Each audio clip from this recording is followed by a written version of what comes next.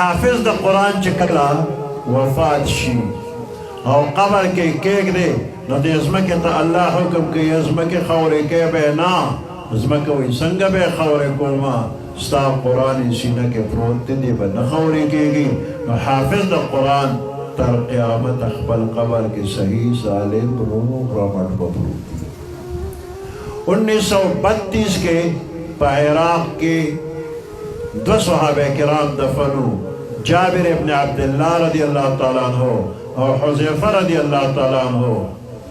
او د دوی قبرون ته په ځمکه کې دننه دننه دریای دجله د طرف نه اوبو لار شروع کړې ده قبر ته لا اوبه رسېدلي نه دي چې د عراق بادشاه په خوب کې ولیدل چې دا دواړه صحابه کرامو دي زموږ قبرونو ته اوبه راروانې دي که اوبه راشي قبر به م روان شي موږ دې ځای نه وباسه بل ځای ته بیوسه بادشاہ څو ځله خوب ولید عالمانو سره مشوره وکړله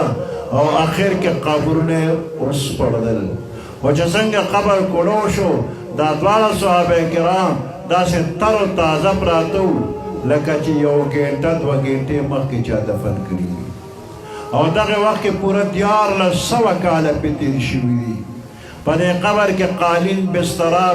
پوزې تلی وغیره هیڅ شی نشته اوپره خاوره باندې پراته دي او کفن هم روغ دی بدن هم روغ دی او سترګې غړېدلې دي د سترګو یو انګریز ډاکټر سترګې وکتې دا سترګې اوس هم جنډې دي او 8 لکه خلکو د دې سترګو دیدار کړی دی په دې نیت چې دوی په دې سترګو پیغمبر علیه السلام لیدلی دی نو دې 1400 کاله کې کفن نه خرابېږي بدن نه خرابېږي دا د قرآن حافظان عالمان خادمان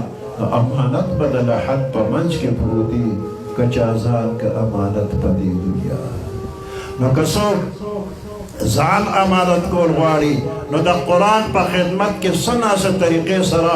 حصه دې والي نو څنګه چې صحابي قبر کې روغ دقسې د موجوده زمانې بنده به قبر کې روغ رمټ پروت دي 1400 کاله پس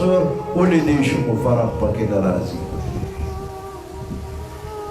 د افغانستان نه یو طالب تللی و دیوبند ته او په دیوبند کې سبق وی بیا بیمار شو وفات شو او پخوا د خبر وړو اسانتیا داسې نه وه لکه نن چې ده د طالب د مرګ خبر افغانستان ته ورسېده او بیا د طالب خپلوان دیوبند ته راغله دې کې 6 میاشتې تېرې شوې نو د طالب خپلوان دیوبند ته راغلل وی موږ ته د طالب قبر وښیه موږ طالب افغانستان ته وړو 6 میاشتې پس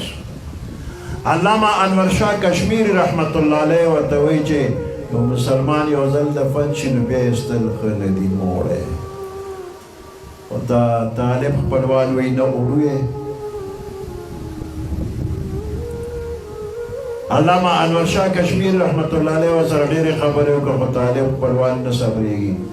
علامه شمس الحق افغاني رحمت الله علیه هغه ته یې تم پښتون یې دا هم پښتانه لږ پښتو کې ورسره خبرې وکړه پوهېږه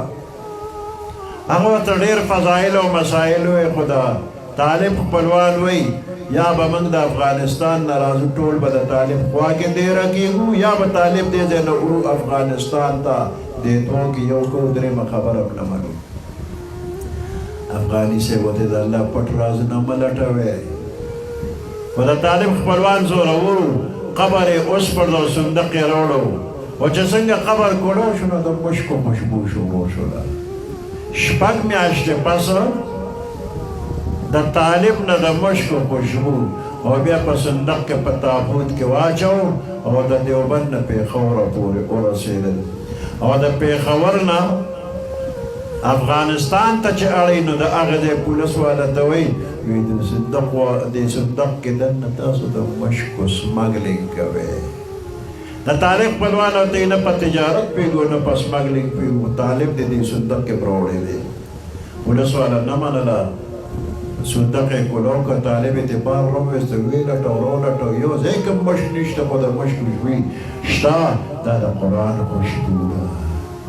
لکه څوک ځان خوشبویه کول غواړي په قبر کې نو قرآن دې په خپله مو وي، په خپلو بچو دې مو وي او په څه ناسه طریقه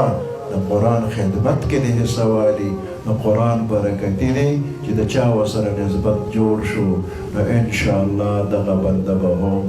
برکتي شي.